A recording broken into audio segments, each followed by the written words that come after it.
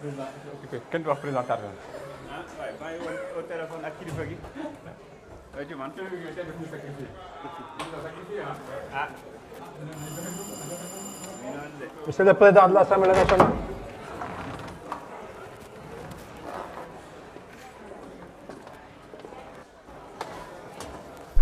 Merci, vous pouvez vous asseoir.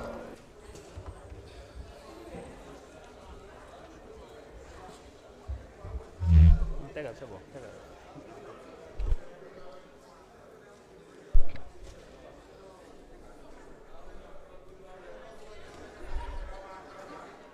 Mes chers collègues, la séance est reprise. Malheureusement, Cheikh Tidiane Youm kenn dégluwu ko mais Bara Ndiaye moom xam naa dinañ ko déglu. Vous avez la parole. Abdoulaye Tall se prépare.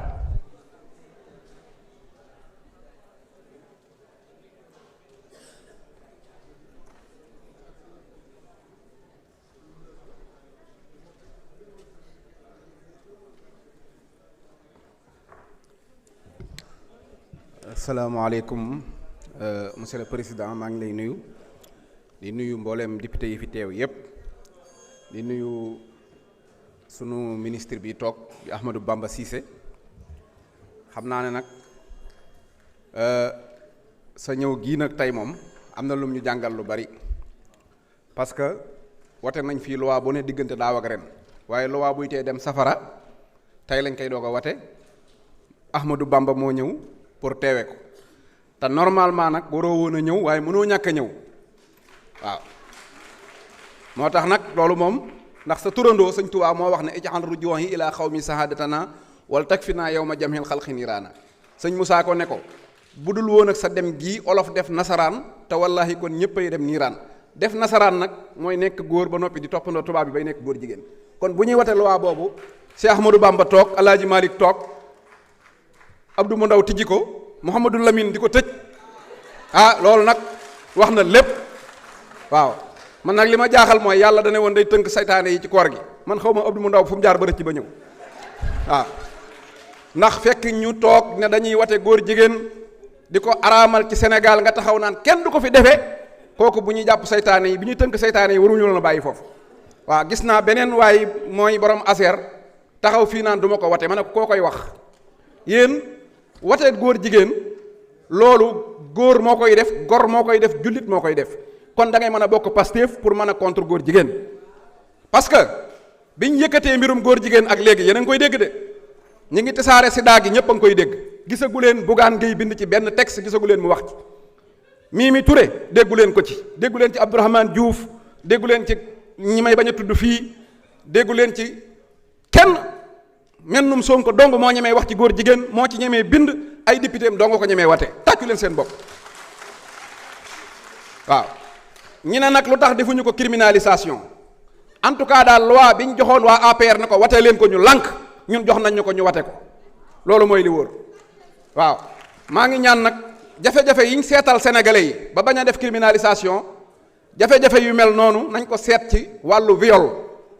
bu fekkente ne mën nañ koo seetaat ba ni mu méngoog loi bii nga xam ne ku def viol danañ la daan fukki at waaye ni ngay yàggee ci kaso bi loolu dina dañ suñu sañoon ñu defaale ko ci loi bii parce que mi ngi indi ay problèmes yu bari maa ngi ñaan nag suñu xarit suñu wëllëre Oustaz Al Amin Dramé mi nga xam ne wax nañ ma ne léegi dañ ko def garde à vue maa ngi ñaan ñu bàyyi ko parce que nag gisoon naa Babacar Fall ñu ne dafa am problème mu santé dossier médical moo tax ñu bàyyi ko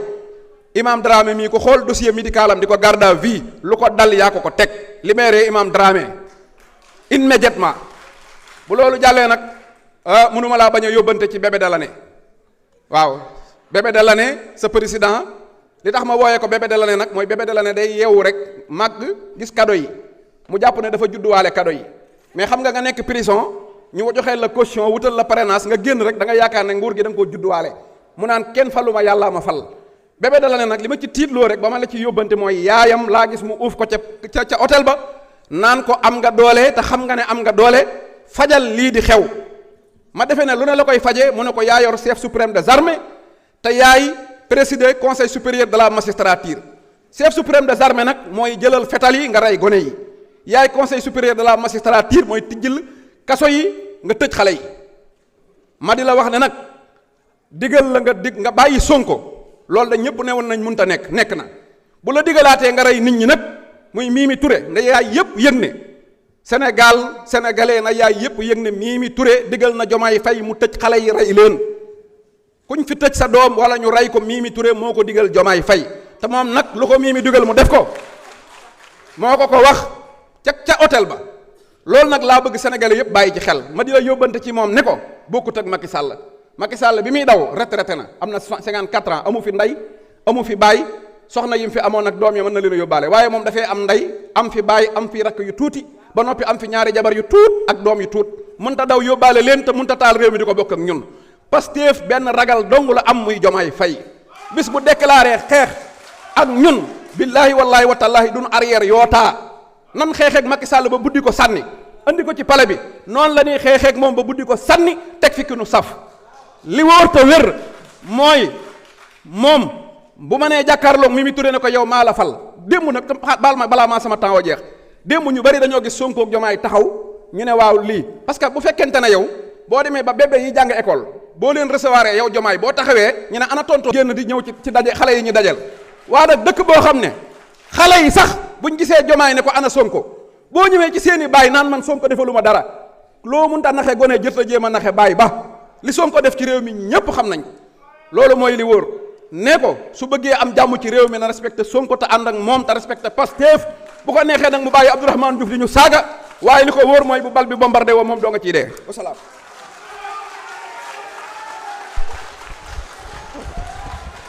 Merci beaucoup. Abdoulaye Tall, vous avez la parole. Aïb Dafé se prépare.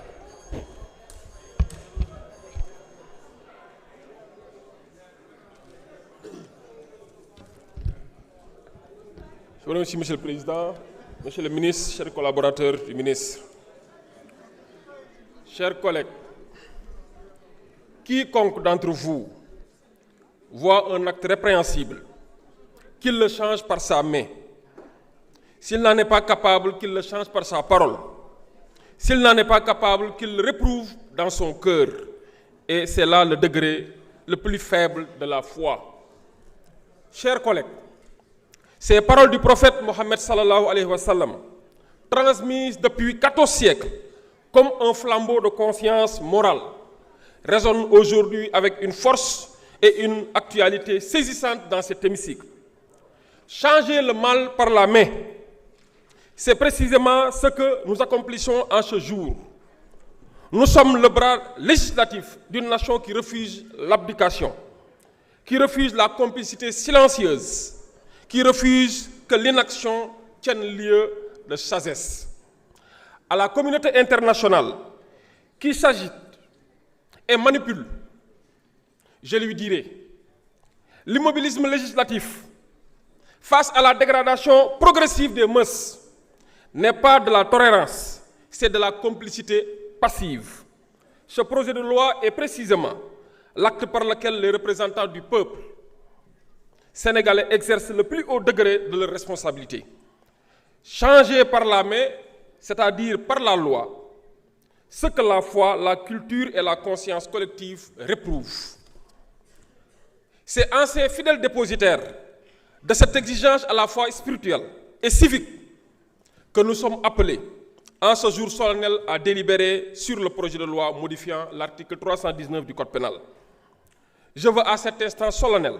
rendre un hommage appuyé au gouvernement de la République et particulièrement M. Ousmane Sonko, Premier ministre, qui a porté ce projet avec une détermination sans faille, faisant ainsi de la défense des valeurs nationales une priorité indéfectible de l'action gouvernementale. Chers collègues, nul ne peut contester avec sérieux que ce soit la nécessité de revisiter notre droit pénal sur la question qui nous réunit aujourd'hui. L'article 319 du Code pénal, dans sa version héritée de la loi de 1966, présente des lacunes béantes que nos réalités sociales ont rendues inadaptées. La notion d'acte impudique ou contre nature y figure sans définition précise, en contradiction manifeste avec le principe sacro-saint de la légalité criminelle, à savoir nullum crimen nulla poena sine lege, qui exige que toute incrimination soit formulée en des termes clairs, précis, intelligibles pour le justiciable. Cette imprécision notoire constitue, il faut le dire, une faiblesse structurelle du texte d'incrimination exposant l'ordre public à l'arbitraire interprétatif et fragilisant les poursuites judiciaires. Par ailleurs, l'évolution des formes de déviance sexuelle, à savoir l'homosexualité, la bisexualité, la transsexualité, la zoophilie, la nécrophilie, ainsi que l'amplification des actes de propagande tendant à la dépravation des mœurs, appelle une réponse législative à la hauteur des enjeux. Le présent projet de loi y répond avec une rigueur juridique que je salue, en définissant avec clarté ce que constitue un acte contre nature, mettant ainsi un terme aux équivoques qui entravaient la répression. En outre, l'incrimination de l'apologie et du financement de ces actes comble un vide législatif que le réseau d'influence internationale exploitait allègrement pour éroder de l'intérieur le tissu moral de notre société. Ce texte est donc pertinent, nécessaire et parfaitement ancré dans les réalités du Sénégal d'aujourd'hui. Monsieur le ministre, certaines voix animées par une passion légitime mais peu éclairée ont appelé à la criminalisation des actes contre nature. Je dois, en toute franchise et avec toute la rigueur juridique qui sied à cette Assemblée, me désolidariser de cette approche et saluer au contraire la sagesse du gouvernement qui a opté pour le renforcement des sanctions délictuelles. Je terminerai par dire que ce projet de loi n'est ni une loi de haine ou une loi de persécution. C'est une loi de protection. Protection des enfants, protection de la cohésion sociale, protection des fondements moraux sans lesquels aucune société ne peut prospérer durablement. Et précisément parce qu'il est une loi de protection qu'il mérite l'adhésion unanime de l'Assemblée nationale. C'est pourquoi j'appelle l'ensemble de nos honorables collègues à voter ce projet de loi et à témoigner, ainsi que la représentation nationale sénégalaise est digne de confiance que le peuple souverain a placée en elle. Je vous remercie. Merci. Mohamed Aïb Salim Dafé, vous avez la parole. Dernier orateur.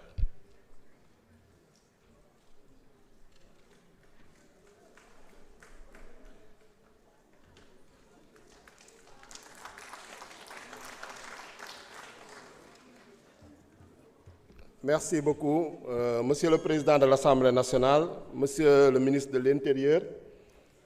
chers collègues, maa ngi leen di nuyu, Monsieur le ministre maa ngi leen nuyu di nuyu les collaborateurs du ministre de la Justice, garde des Sceaux, di am tey contenté ñëw examiner ce projet de loi modifiant l'article 319 du Code pénal parce que dafa doon loo xam ne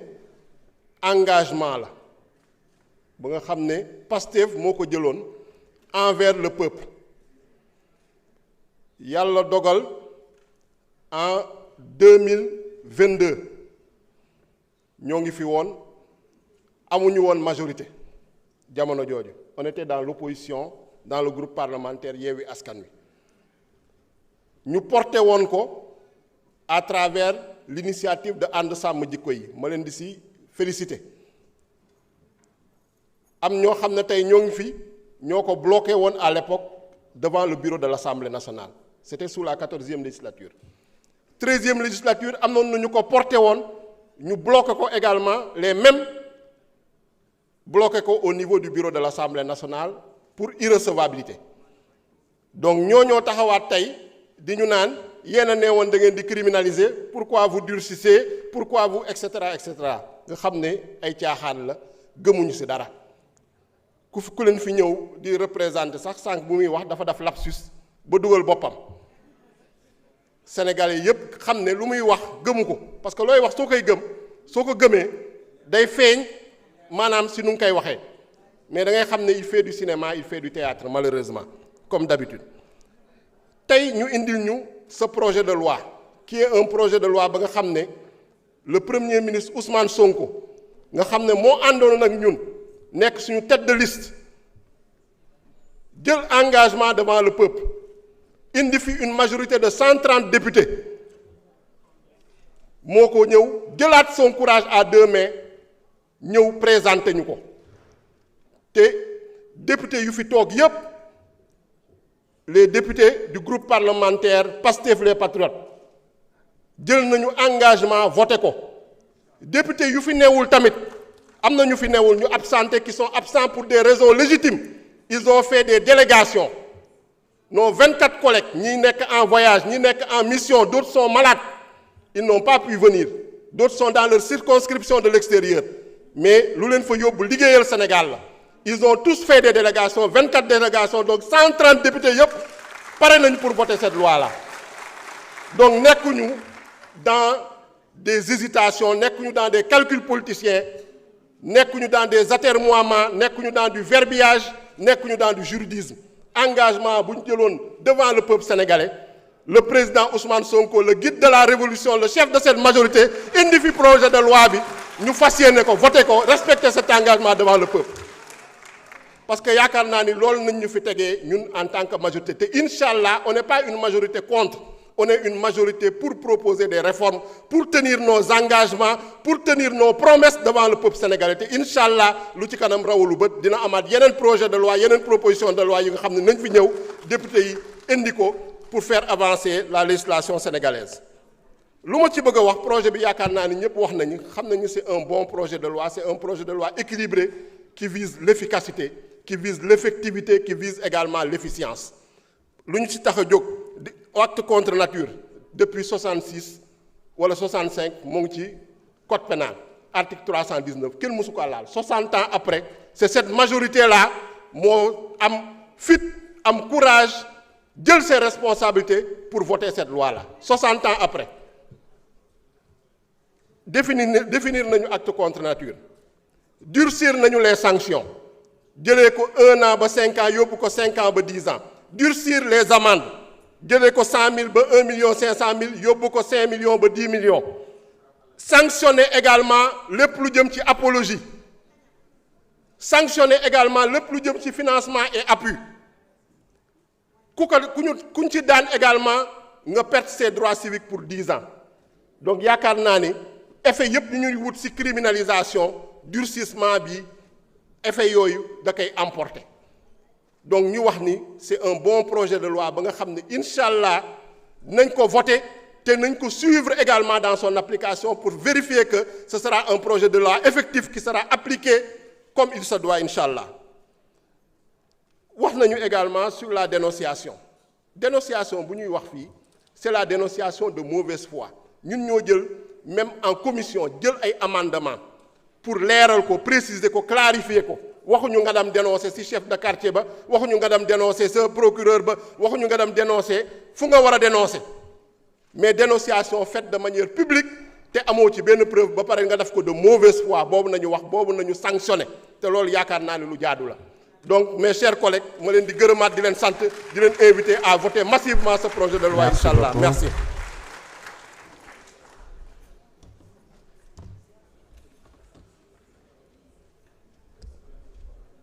Merci beaucoup, c'était le dernier orateur. Nous allons donc passer la parole au ministre de l'Intérieur et de la Sécurité publique, assurant l'intérim de Madame la ministre de la Justice, garde des Sceaux.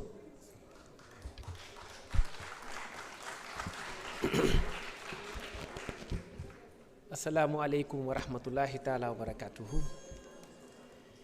Ñu ngi nuyu ñëpp di gërëm ñëpp di sant ñëpp. Di encore une fois saluer la qualité des débats. Je l'ai dit et redit encore une fois. Vous avez une Assemblée nationale de qualité. Et les débats sont de très haut niveau. Di saluer suñu collaborateurs yi ànd ak ñun. Président maa ngi lay nuyu di nuyu suñu sang yi nekk fii toog. Di nuyu également waa ànd sàmm jikko yi di leen féliciter ci compagnonnage bu rafet bu dëgër bu ñu am ak le premier ministre Ousmane Sonko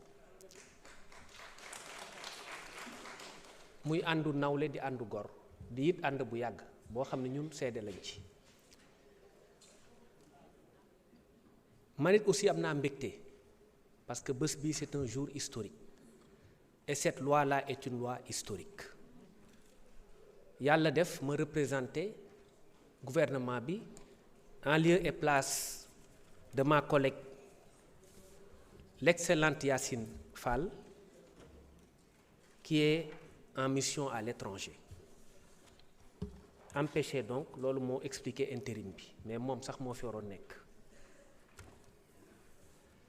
am tuuti rek benn regret bu ma am aw ma habitude trop di polémiquer dans des positions de politique ou dans des positions politiciennes mais dëgg bu jotee aussi dañ koy wax. Honorable député Thierno Alassane Sall, vous avez annoncé que vous alliez voter contre cette loi. Moi, je pose juste une question. Est-ce que vous êtes oui ou non contre la zoophilie? Est-ce que vous êtes oui ou non contre la nécrophilie? Xam ngeen luy zoophilie? Mooy nga tëdd ak mala. Ñu ne dañuy def loi buy condamné ku tëdd ak mala nga ni doo ko voté. Deuxièmement, nécrophilie xam ngeen mooy lan? Nécrophilie mooy ngay sàkku néew di tëdd ak moom. Ñu ne dañuy voté loi buy condamné ki tëdd ak néew pour tëj ko fukki at nga ni ànduma ci. Après nga nekk ci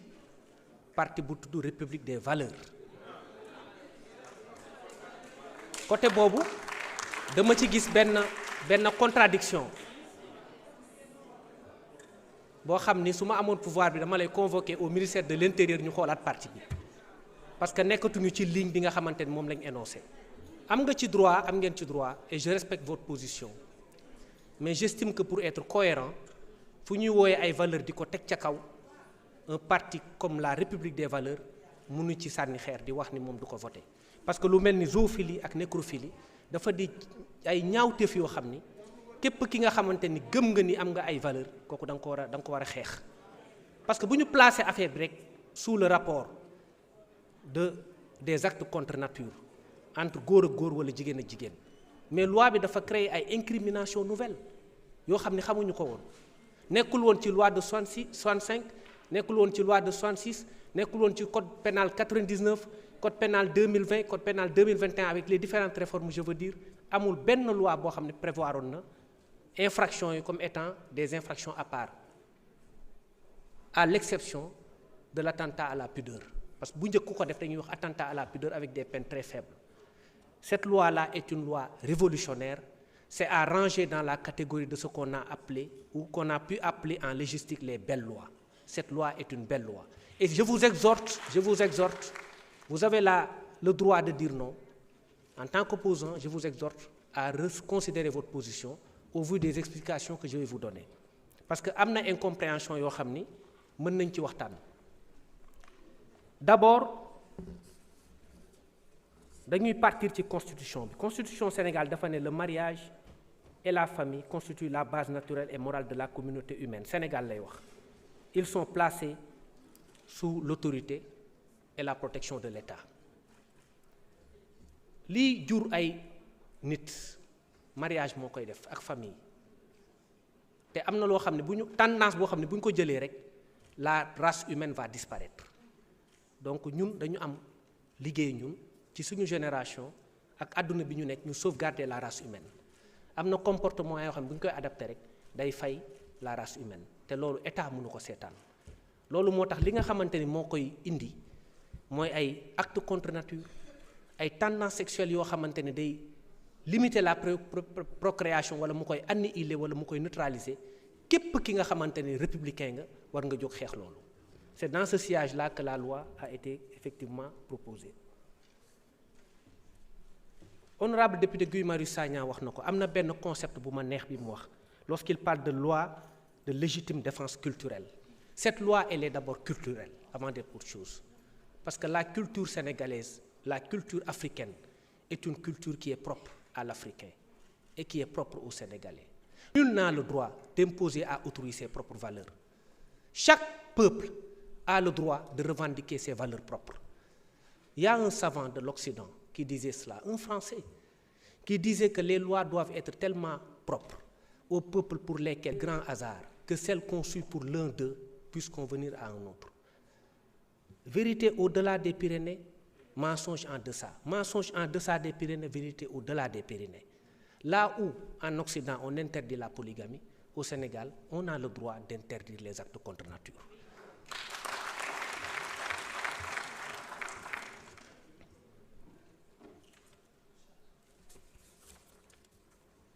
Sur le plan maintenant du droit,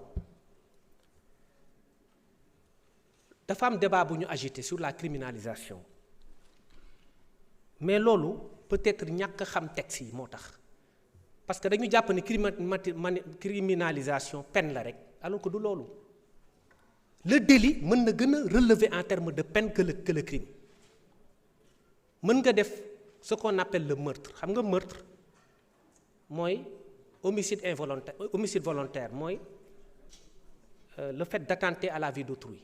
intentionnellement. Assassinat mooy le fait de supprimer la vie avec guet-apens et préméditation mais ñoom ñaar bokkuñu àtte parce que assassinat peine de mort la temps yi peine de mort di am commis ko léegi en travaux forcés à perpétuité meurtre 10-20 ans mais boo xoolee boo jógee foofu nga dem ci délit benn délit simple supposons l'ancien délit de l'acte contre nature mais délit boobu mënoon na gën a diis le meurtre en lui-même parce que même donte da nga def meurtre wala nga def assassinat mën nañ la condamner juróomi at tey acte contre nature bi peine bi c'est une peine criminelle c'est une peine de 10 ans la peine de 10 ans est une peine criminelle donc délit la mais la peine est une peine criminelle mën nga def meurtre ñu condamné la 5 ans nga def acte contre nature ñu condamné la 10 ans ba pare ñu verrouiller ko en plus ni ñu ko verrouiller mooy mënoo wàcc 5 ans alors que mën nga def meurtre sax wàcc 5 ans moo tax débat bi sur la criminalisation est un débat qui est sans intérêt. Je vous lis les dispositions de l'article 432 du Code pénal. 432 c'est en matière criminelle. bu fekkee nit dafa def crime dañuy wax nuñ ko àttee dañu naan sauf disposition contraire expresse de la loi les peines prononcées contre celui ou ceux des accusés reconnus coupables en faveur de qui la cour d'assises l'ancienne cour d'assises devenue chambre criminelle aura déclaré les circonstances atténuantes seront modifiées ainsi qu'il suit. Si la peine prévue est la mort amatul léegi c'est les travaux forcés à perpétuité la cour appliquera la peine des travaux forcés à perpétuité ou celle des travaux forcés à temps de 10 à 20 ans xam nga jóge nañ ci mort léegi wàcc nañ ci 10 à 20 ans bu la juge bi alloué circonstances atténuantes ñu ñëwaat si la peine prévue est celle des travaux forcés à perpétuité la cour appliquera dans le cas où la cour estime devoir vous accorder des circonstances atténuantes la peine des travaux forcés à temps de 10 à 20 ans ou celle des travaux forcés de 5 à 10 ans xam nga ñu ngi wàcc si la peine est celle de la détention criminelle ou de la dégradation civique la cour appliquera la peine de l'emprisonnement de 5 à 10 ans ou celle de l'emprisonnement de 2 à 5 ans pourtant on est en matière criminelle moo tax débat bi amul solo xam nga wàcc nañ ba 2 à 5 ans alors que fii ñun 10 ans lañ wax pourquoi ñu ne 5 à 10 ans pourquoi l'option de ne pas en faire une infraction criminelle parce que crime procédure bi moo diis l'instruction préparatoire mooy la saisine d'un juge d'instruction est obligatoire en matière criminelle ça c'est l'article 70 du code de procédure pénale qui le dit crime bu amee rek même loxo ci poche da ngay dem ñu saisir juge d'instruction mu jël temps am yépp ci diggante bi mën nga feebar ñu bàyyi la affaire bi mën na am prescription ñu bàyyi la juge bi mën na fàtte ñu bàyyi la wala faille de procédure avocat bu xarañ génne la yooyu yëpp mën na ci am juge bi dossier yi bari waaye ci moom boo xam ne du ko mën a àtte normalement juge d'instruction bi la parce que la saisine du juge d'instruction en matière criminelle est une saisine obligatoire kaso yu fees del tey kaso yi bu ñu feesee nii fees bii c'est la matière criminelle moo tax mu fees muy viol muy trafic de stupéfiants vol de bétail je vais vous donner les statistiques en la matière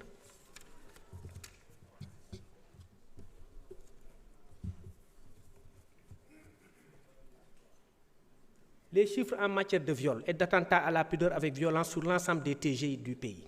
tribunal de grande instance. 2021, il y avait 506 cas. 2022, 519 cas. 2023, 623 cas.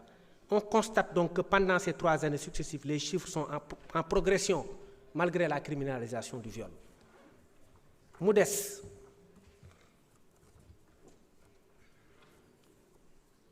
La Direction générale de l'administration pénitentiaire a fourni les statistiques de 2024. Pour les personnes écrouées sur l'ensemble du territoire national, 37 433 détenus. Pour vol et recel, là c'est le délit, 11 080. Drogue, crime, 7 158. Nous n'avons jugé. Vol de bétail, 1250. Viol, 797. Pour l'année 2025, personnes écrouées, 41 755 détenus. Vol et recel, 10 703. Drogue, donc on est dans la matière criminelle, 8 470 personnes. Vol de bétail, matière criminelle, 1426. Viol, 818 en attente de jugement. Après, à partir de ce moment, nous avons un acte criminel. Alors que si nous avons un acte contre nature, très souvent, nous avons une poche.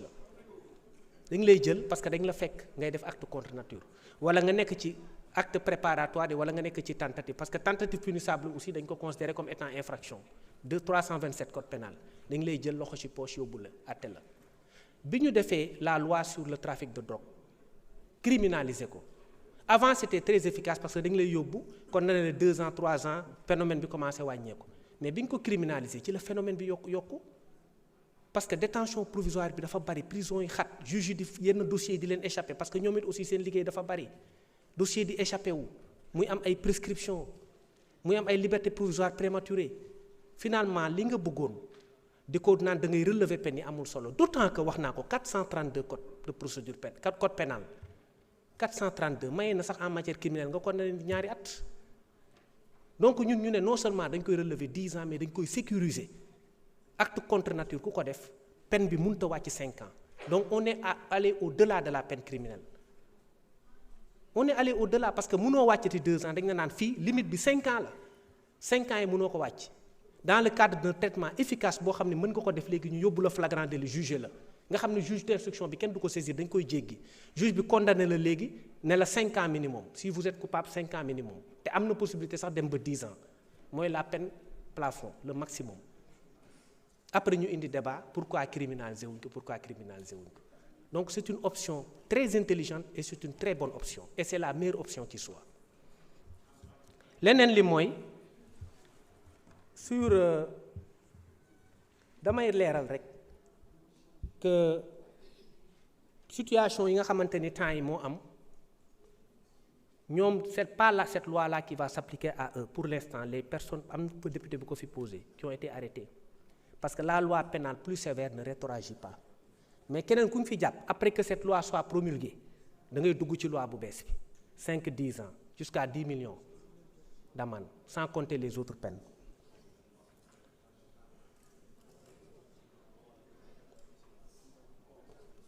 Sur les innovations du texte, le texte clarifie l'incrimination par la prohibition de tout terme flou et échappant au contrôle du juge, susceptible aussi de générer des sentences arbitraires. Parce que on est dans l'option de précision. Un savant disait qu'en matière pénale, il faut des lois précises et point de jurisprudence. Si nous avons pénal, lépp dafa war a leer. Moo tax texte bi nouveauté bi mu indi mooy bu njëkk dañu définir acte contre nature, c'est des actes impudiques. Impudique, ce n'est pas du droit, c'est du français. C'est l'airul, c'est flou. Mën na am lu pudique ci yow, impudique feneen. Donc loolu moo tax ñu préciser lan mooy un acte contre nature. C'est là où le texte est révolutionnaire. Tout acte sexuel est un acte contre nature. Tout acte sexuel ou à caractère sexuel entre 2 personnes de même sexe. Damay leeral ni acte sexuel ak acte à caractère sexuel du benn. Dans l'acte sexuel, il y a la connotation de consentement. Dans l'acte à caractère sexuel, il y a la connotation de rapport qui n'est pas consenti, mooy caractère sexuel, bokkul ak acte sexuel. Mais périmètre répression bi ñaar yëpp lañ jël en charge pour couvrir tout le champ de la répression. Considéré comme également un acte contre nature, tout acte sexuel ou à caractère sexuel commis par une personne de l'un ou de l'autre sexe sur un cadavre humain ou sur un animal. lii aussi lu bees la c'est une nouvelle incrimination parce que ku sëy ak mala wala ku sëy ak ku génn àdduna dañu considérer ne loolu acte contre nature la moo góor ak góor bu sëy ak jigéen bu sëy ñoo yam. Toute personne qui aura commis un acte contre nature sera punie d'un emprisonnement de 5 à 10 ans et d'une amende de 2 millions à 10 millions sans préjudice de peine plus grave en matière de viol et de pédophilie. Foofu aussi mën na am même au-delà de l'aspect efficacité de la peine am na une possibilité de cumul parce que mën na am viol boo xam ne dañ la ci ak loi bi impliqué na également une aggravation de la répression mën nga jël 20 ans du fait de cette loi parce que le viol est un crime. Donc lu ñu naan également criminaliser wuñ ko loolu dafay dugaat fii encore viol bi ak pédophilie bi dañ ko dugal ci répression acte contre nature ne léegi bu ñu nee par exemple def nga acte contre nature 5 à 10 ans boo ko defee mu nekk viol wala mu nekk pédophilie exclurul dans le cadre d'un concours réel ou d'un cumul réel d'infraction ñu condamné la à 20 ans 10 ans fii 20 ans fële et la plus haute expression pénale va s'appliquer day nekk 20 ans. su boobaa on est de plein pied dans le criminel beneen affaire bi mooy ñu ne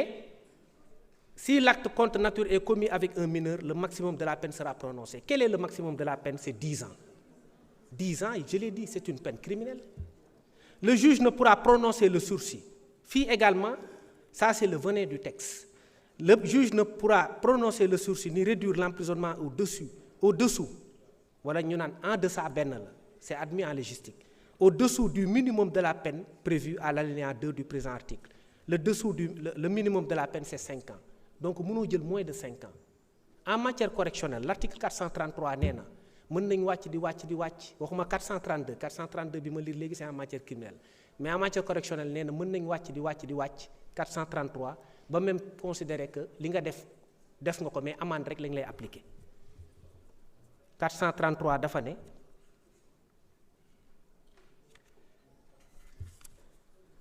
si la peine est supérieure à 5 ans d'emprisonnement 433 moo ko wax le tribunal appliquera l'emprisonnement de 2 ans au moins sauf lorsque le minimum prévu est inférieur à 2 ans fii dañu may juge mu appliquer 2 ans si la peine est de 5 ans est supérieure à 5 ans ici la peine est supérieure à 5 ans bu ñu vérifié wul woon lii bu ñu ne woon mënoo wàcc 5 ans juge bi mën na appliquer lii donc mën na la appliquer 2 ans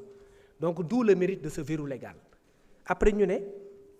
sauf lorsque le minimum prévu est inférieur à 2 ans. Ça ne nous concerne pas. Si la peine prévue est un emprisonnement égal ou inférieur à 5 ans, les juridictions correctionnelles sont autorisées, etc., même en cas de récidive, à substituer l'amende à l'emprisonnement. Li am ba am mooy bu ñu nee 5 ans la mooy minimum bi mooy mënoo appliquer 433 donc mënoo dem 2 ans mënoo dem 1 an 5 ans c'est le minimum loolu aussi ça traduit une efficacité de la répression et le fait que la loi soit une loi qui est bonne.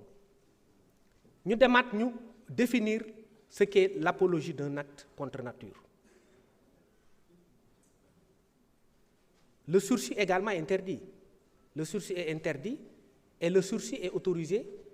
pour toutes les infractions de droit commun quasiment. 704, 705, 706 code de procédure pénale, 44, etc. yëpp autorise le sursis.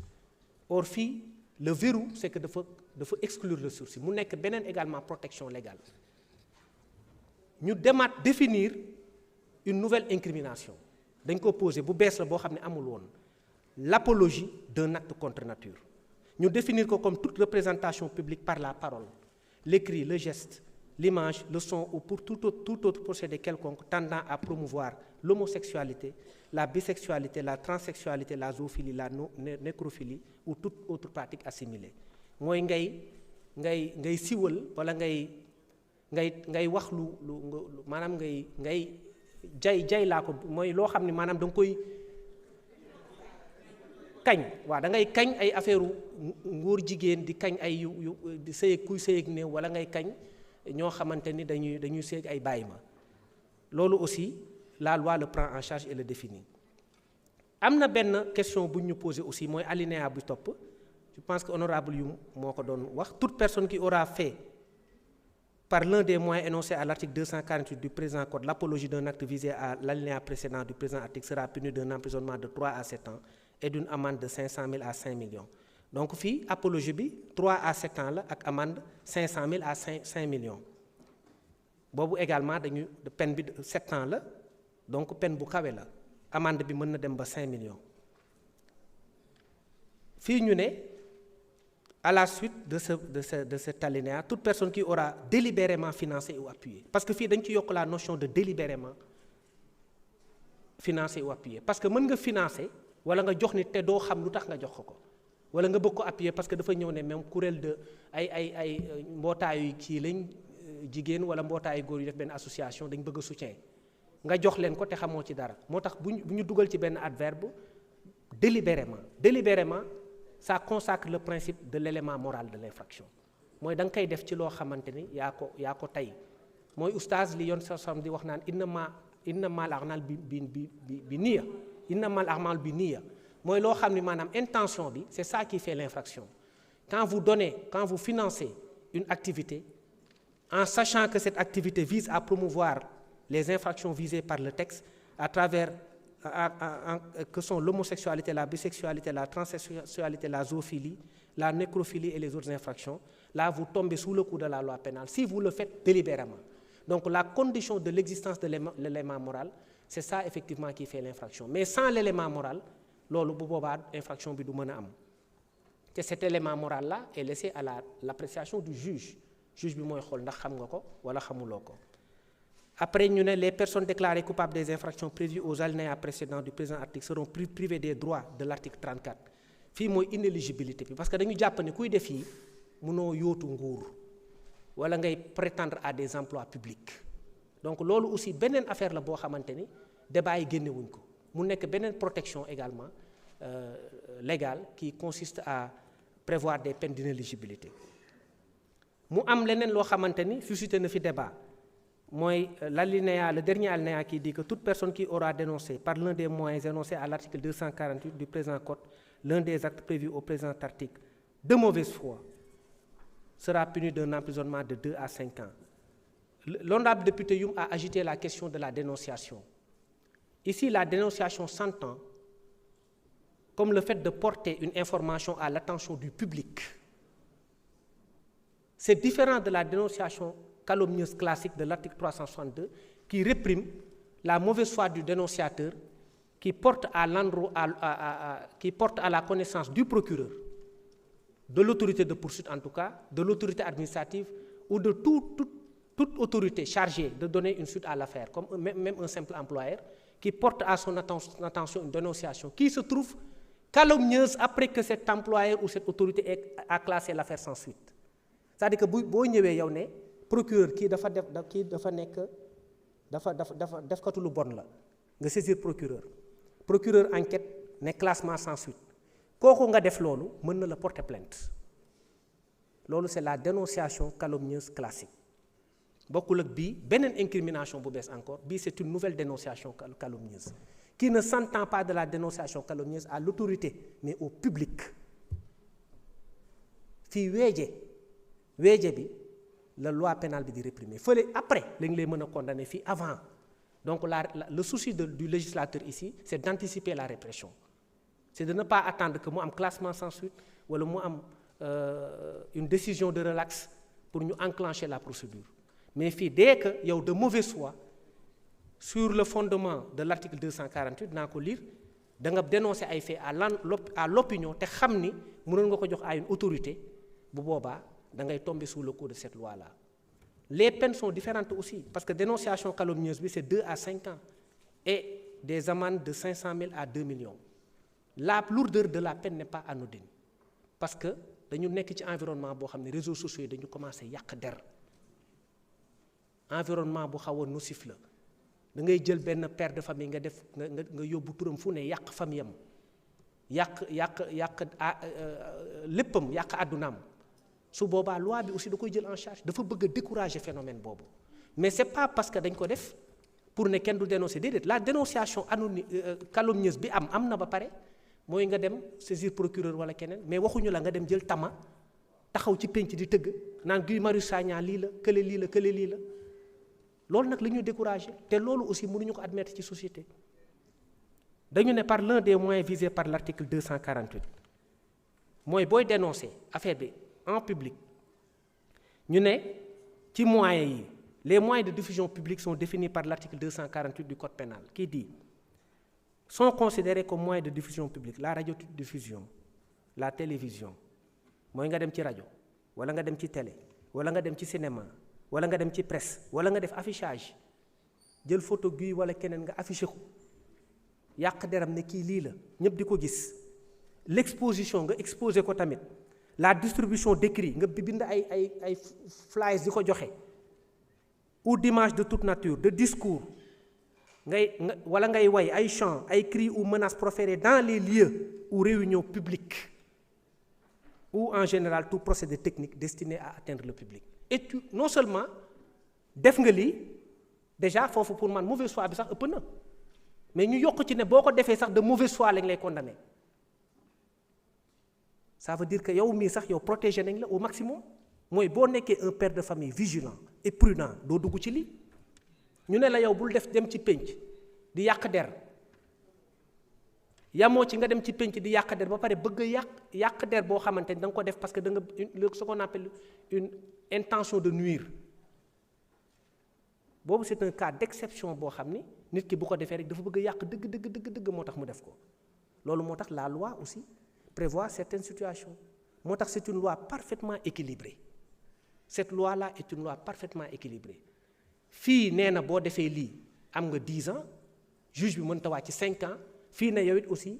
boo yàqee deru nit ba pare bëggoon yàq deram nga def ko bu boobaa aussi am nga peine boo xamante ni da nga koy subir bu ko defee day nekk loi bu équilibrée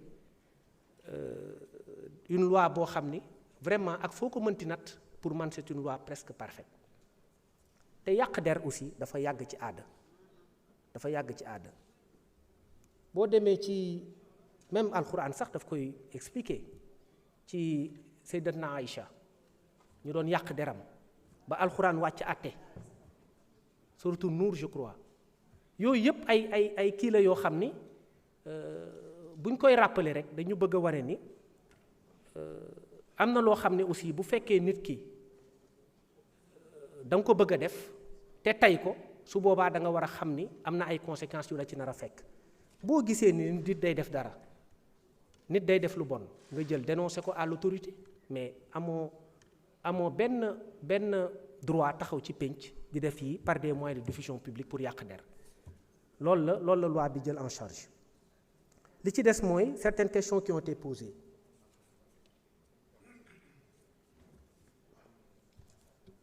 pour ce qui concerne les infractions commises à l'étranger, l'article 664 du Code de procédure pénale relatif aux infractions commises à l'étranger prévoit que tout Sénégalais qui, en dehors du territoire de la République, s'est rendu coupable d'un fait qualifié délit par la loi sénégalaise peut être poursuivi et jugé par les juridictions sénégalaises si le fait est puni par la législation du pays où il a été commis. Par conséquent, en vertu de cette disposition, l'acte contre nature commis par un Sénégalais à l'étranger ne pourra être poursuivi et jugé par les juridictions sénégalaises que s'il constitue une infraction dans le pays de commission.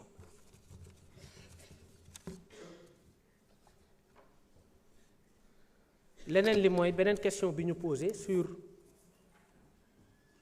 incrimination de la dénonciation wax naa ko sur les autorités religieuses loi sénégalaise am na déjà un texte l'article 233 damay rappeler ni article 233 dafa tere ngay outrager kilifa diine et article 233 bi dafa prévoir ay peines de 6 mois à 2 ans celui même qui aura frappé le ministre d'un culte dans l'exercice de ses fonctions sera emprisonné d'une peine qui peut aller jusqu'à 5 ans donc loolu am na fi ba pare loi bi également du soxla décret d'application c'est une loi pénale et dès sa promulgation elle entre en vigueur. Pour ce qui concerne le procureur Aliou Ndao, vous avez posé une question sur l'exclusion des personnes condamnées par la grâce avec la grâce. La politique pénale suivie depuis plusieurs années exclut expressément les auteurs d'actes contre nature de la grâce présidentielle en l'instar de toutes les agressions sexuelles comme le viol ou l'attentat à la pudeur. Donc là, c'est réglé également. À ce niveau, il n'y a aucun problème. Je vais terminer, Monsieur le Président. Si vous permettez. Vous pouvez continuer, vous pouvez terminer. Je vais terminer juste sur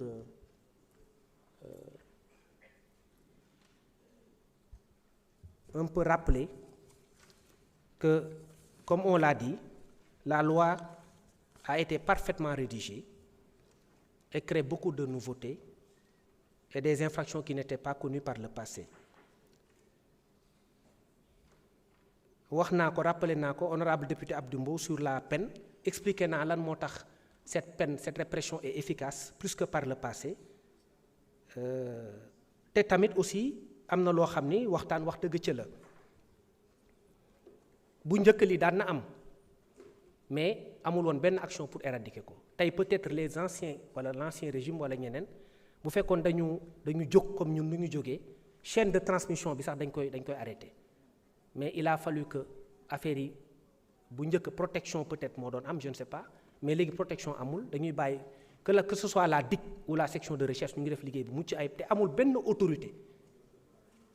aussi placée qu'elle soit buy téye enquête yi dañuy bàyyi ñëpp ñu leeral parce que il faut aussi qu'on coupe la chaîne de transmission du VIH et ça c'est extrêmement grave, ça pose un problème de santé publique et il faut qu'on prenne toutes les mesures pour éradiquer le phénomène.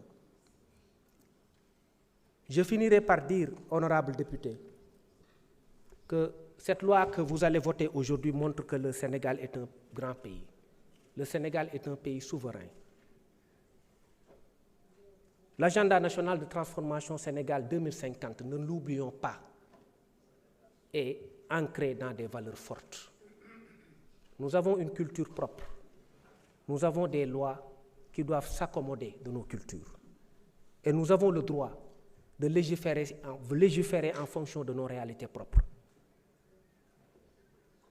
Et je l'ai dit tout à l'heure, un pays souverain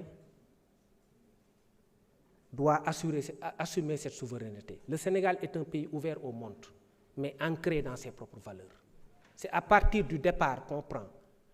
de nos propres valeurs pour nous ouvrir au monde. Mais cette ouverture au monde ne peut justifier un abandon de nos valeurs. Et nous tenons à ces valeurs que nous garderons, Inch'Allah, par la grâce de Dieu. Je vous remercie.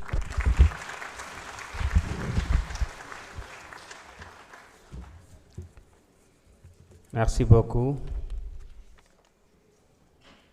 La discussion générale est close.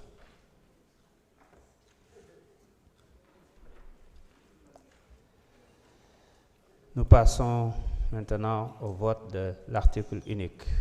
Monsieur le rapporteur, ce sera après.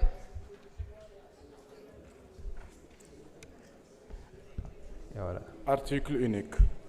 Les dispositions de l'article 319 du Code pénal sont modifiées ainsi qu'il suit. Merci beaucoup. Chers collègues, j'ai reçu 2 amendements de notre collègue Tafsir Thioye portant tous sur le même article. Donc nous l'invitons à présenter ces amendements.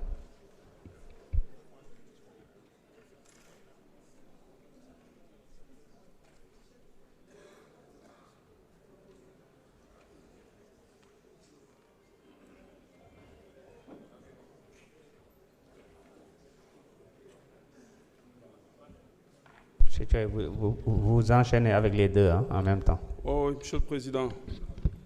Monsieur le Ministre, très chers collègues. Alors, Monsieur le Président, je voulais informer nos chers collègues que le premier amendement, je vais de me décider de retirer le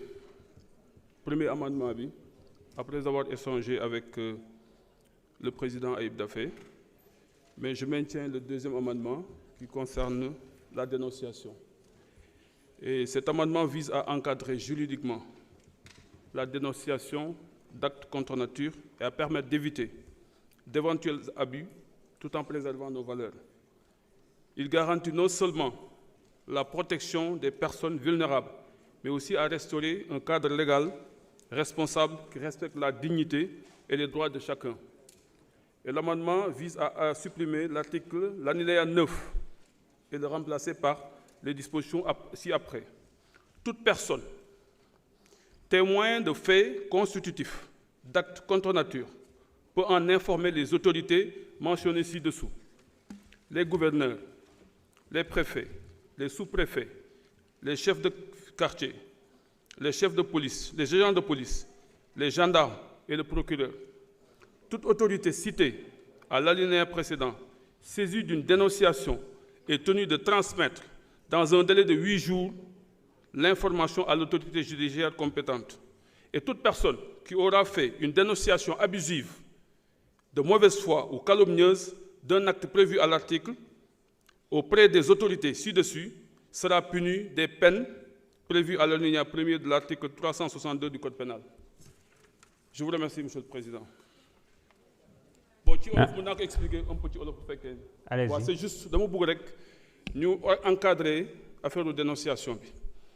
parce que ministre bi wax na sànq ni dénonciation bi publique la. Dénonciation en réalité c'est auprès d'une autorité. Diffamation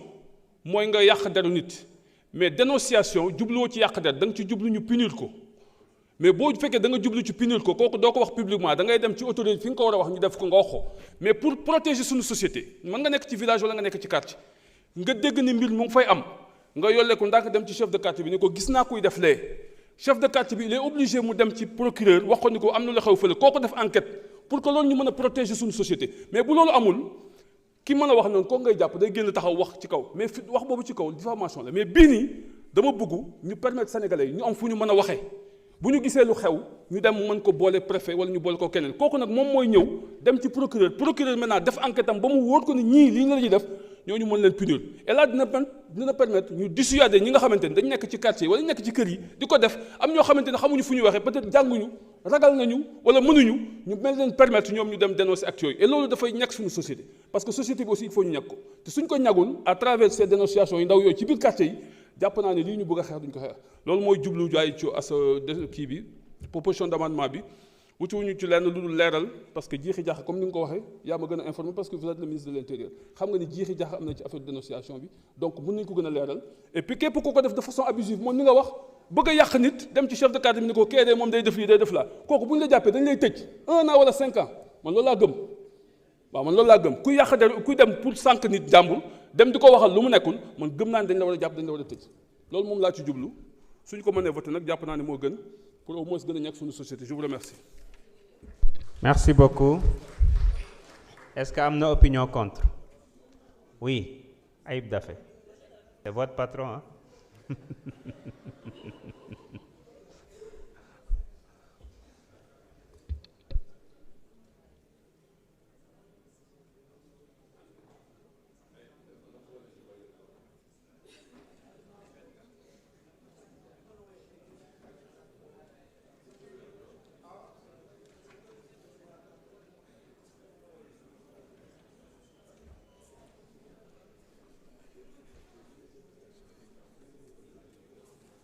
Merci beaucoup président maa ngi jéggalu ci honorable Alioune Ndao xam ne moom bëggoon na jël kàddu pour am opinion contraire mais jottali na ma argument am parce que dafa gis ni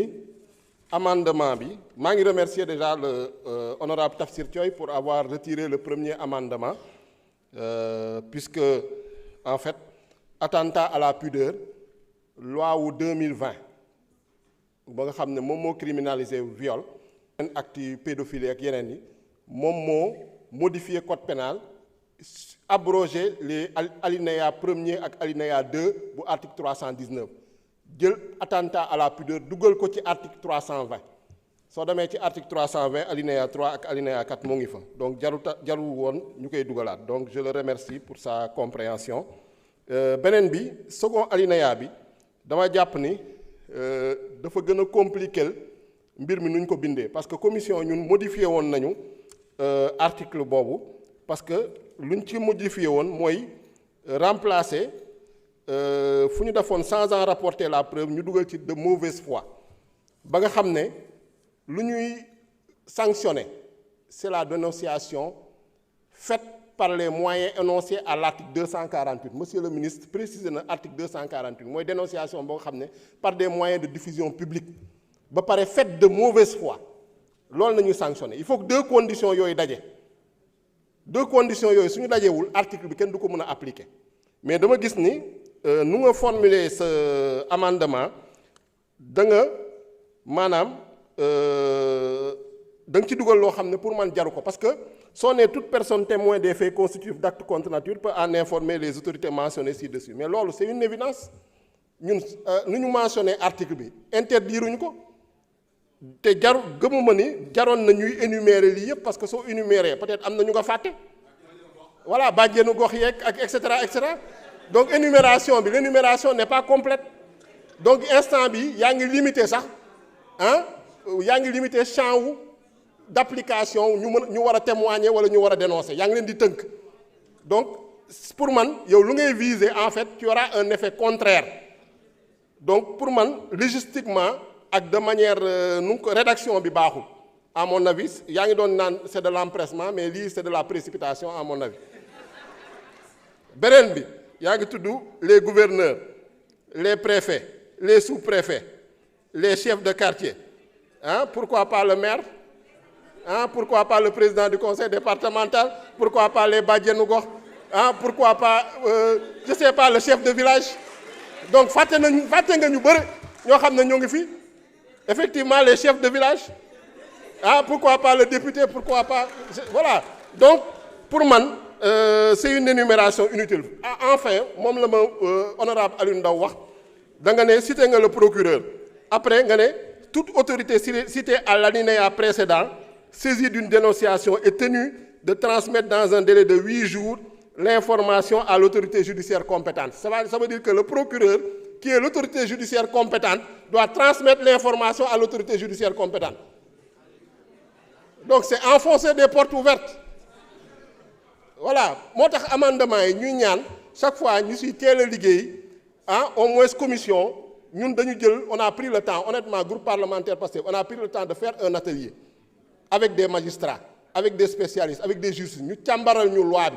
ba ñu xam ne lii dañ ko abrogé woon ci article 319 parce que ñun ñëpp amoon nañu première impression boobu on n'est pas des spécialistes mais on a pris le temps de faire cet atelier là ba ñu càmbar loi bi ba xam loi bi lu ci nekk lépp soog a ñëw dugal suñu amendement en commission mais loolu soo ko deful peut-être di nga nekk dans l'erreur man moo tax je demande aux collègues de rejeter aimablement cet amendement de l'honorable Tafsir Thiam merci.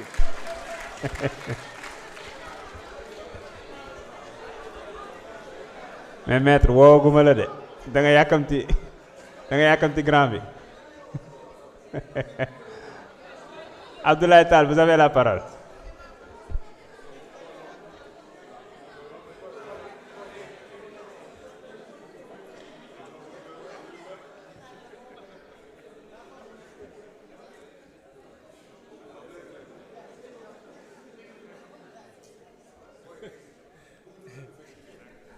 Je vous remercie, Monsieur le Président. Benn collègue nee na ma xanaa da ngeen bëgg a ndogoo waa ji ma ne ko non duñ ko def. Alors effectivement c'est pour rappeler un peu il y a un adage en droit qui dit que tout ce qui n'est pas interdit est permis. Il y a un adage qui dit que tout ce qui n'est pas interdit est permis en droit. Boo xoolee si dernier alinéa wu 319 on a posé l'interdiction donc moom ba mu ñëwee di def amendement am daf ko interpréter à contrario maanaam ñun on a posé le principe c'est l'interdiction c'est quelqu'un qui vient dénoncer de mauvaise foi en faisant recours aux dispositions prévues à l'article 248 maanaam dem ci média yi dem ci takk rajo yi wala oote conférence de presse wala bind ay comme ni ko ministre waxee léegi alors loolu mooy interdiction bi donc ce qui n'est pas interdit et permis mooy li mu wax ne dama nañ ko dénoncer nga dem ci kilifa gi gim si kilifa gi dem ci yeneen kilifa yoo xam ne sax moom énuméré wu leen mën ngaa dem si ñoom dénoncer maanaam la dénonciation anonyme te d'habitude boo leen xoolee police judiciaire ñoom dañ naan à la suite d'une dénonciation anonyme pour protéger le dénonciateur xam nga ko def dénonciation anonyme du tomber ci champ wu dernier alinéa bi parce que ce qui est interdit par le dernier alinéa c'est la dénonciation publique nga dem utiliser des moyens de communication publique nga def ko wala nga dem dugg ci marché bi jël ay tract di poser wala dem di bind ci miir loolu lañ tere te loolu même bu dul dara sax ci maandu ñun ci suñu pas-pas ak suñu gëm-gëm mais maandu sax dafa yóbbu li bañ a def loolu bu ñu maandoo waruñoo def loolu alors beneen bi mooy ma leeral ne diffamation dafa am benn procédure particulière ak benn disposition boo xam moo ko prévoir ça n'a absolument rien à voir avec cette dénonciation calomnieuse prévue 618 du code pénal dafa am procédure spéciale boo xam ne mooy la diffamation te loolu boo respecté procédure bi sax la citation est irrecevable la demande est irrecevable bokkul ak bii am na si dénonciation calomnieuse boo xam ne il faut que ñu àtte nit ki ba pare bañ setal ko bu ñu ko setalee mu ni alors ki ma dénoncé damay dem porter ka plainte parce que daf ma dénoncé abusivement wala à travers sa plainte daf ma calomnié mais bii soxlawul ñu koy àtte bii mooy nit ki ñëw taxaw wax lu ëpp li muy wax ba pare xam na ni c'est dans l'intention de nuire ki mu jagleel wax ji dem ba ci procureur wala dem ba feneen porter plainte bu porter plainte ñu càmbar ñu xam ne kii dénonciation bi c'était de mauvaise foi c'était dans l'intention de nuire kooku lañ dañ koy daan parce que li ñu ci jublu mooy en fait ma Samba wala ma Demba toog peut-être am na liberté bi wala nekk na feneen foo xam ne du ci biir réew mi di jël ay kaddu tekk ci ay gor te kooku amul benn possibilité pour xeex ko gis nañ ko fi bataille tey jii boo demee cybersécurité foofu ñu tuddee cybercriminalité ngeen dem laajte lan moo fa nekk ci statistique lan moo fa nekk ci ay plainte di nga comprendre ne est-ce que du Sénégal yëpp lañu yàq seen der tellement que da ngay gis nit yoreel nit bor mu dem def affiche ne avis de recherche diw c'est un escroc pourtant yoreel na ko bor mais yoreel nit bor taxul bu nekk un escroc mën naa nekk da ko lebal xaalis rek mën naa nekk sax da ko escroquer mais amoo droit nga dem afficher ko mën ngaa dem porter plainte pour escroquerie mais amee droit nga ñëw jël photom parce que données à caractère personnel la nga afficher ko bind ci ay termes yoo xam ne nii peut-être ça porte atteinte à son honneur et à son honorabilité loolu la ñuy kii fii pour tamit nit ñi tamit il faut que ñu maandu tuuti parce que sinon ça sera une porte ouverte à toutes les dérives dafay mel ne benn permission la bu ñu jox nit ñi maintenant ñuy wax nit ñi si lu leen neex wax nit ki lu ko neex ci nit ki bu dimba boowul leneen loolu moo tax ma jàpp ni loi bi très sincèrement ni ñu ko bindee adopté ko en commission comme ni ko ay président ay waxee léegi bañ ko càmbaree def ci atelier oot ay spécialiste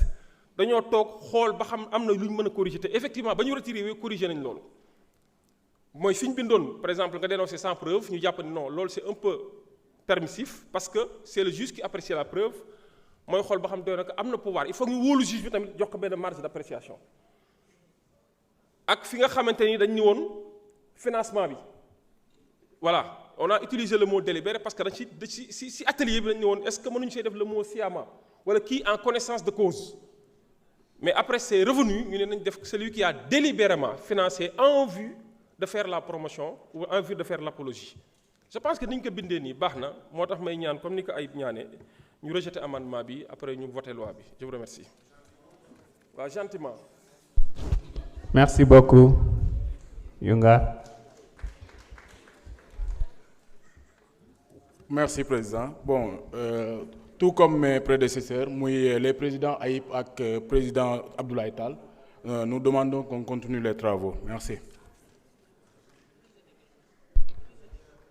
Monsieur le ministre ci amendement bi. Monsieur le Président, je pense que je devrais partager les excellentes suggestions qui ont été faites par le président Ayib Daffé et l'honorable Abdoulaye Tall, qui me semblent cadrer avec la réalité du droit. Merci. Merci. Je mets au voie l'amendement. ñi nga xam ni dañu d'accord ci ñu dugal amendement bi nañu yëkkati seen loxo.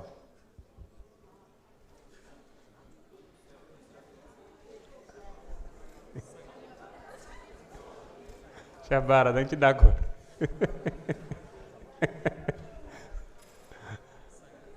ñaata 5 ñan ñoo ci d'accordul kon nag amendement bi dàq nañu ko léegi nag dañuy jublu ci votu article bi waaye dama jot ñaari demande explication de vote en vertu de l'article 87 en son dernier alinéa. Assane Sall mën nga ñëw jël kàddu boo paree Ayib Daffé topp ci.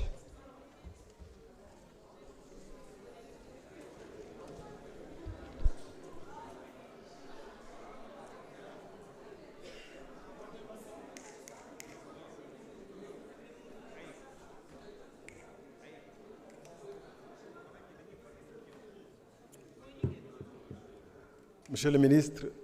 ci sa intervention da nga ma interpellé di wax comprendre rôle lu tax ñu war a bañ. d'abord dama wax lu leer ci njalbeen nii bu ñu leen dégloo dafa mel ni dara amu fi woon laata ngeen dugal seen proposition de loi bi projet de loi bi dafa mel ni avant dañuy nangu que dara nekkul ci suñu arsenal juridique pour xeex mbirum góor jigéen. Or fu ngeen sukkandiku mooy article 319 moom ngeen di modifier maanaam donc amoon mun na gën a leer ngeen ne mun na gën a leer waaye boo taxawee nii acte contre nature mun nañ ko gën a leeral di énumérer comme ni fi kenn waxee léegi bu ñu énumérer am na luñ ci mën a yokk am na ñu mën a bàyyi waaye zoophilie képp kuy xam na ni acte contre nature la. Donc boo taxawee fii bëgg sa gars yi di kontaan ñeneen di kii ngeen di wax ndax zoophilie dañ ko mës a tere Sénégal du Pastef moo ko fi indi du seen projet de loi bi moo ko fi indi parce que projet de loi bi comme je l'ai dit ba ngeen doon campagne bu ngeen expliquer sénégalais yi lu bees tàq article bu bees tàq code bu bees tàq ngeen di indi ñu mën a gëm ni que donc yéen contre l'homosexualité waaye ngeen fekk fi article yu doon xeex homosexualité ba pare ngeen taxaw ni da ngeen di changer soppi article yooyu ay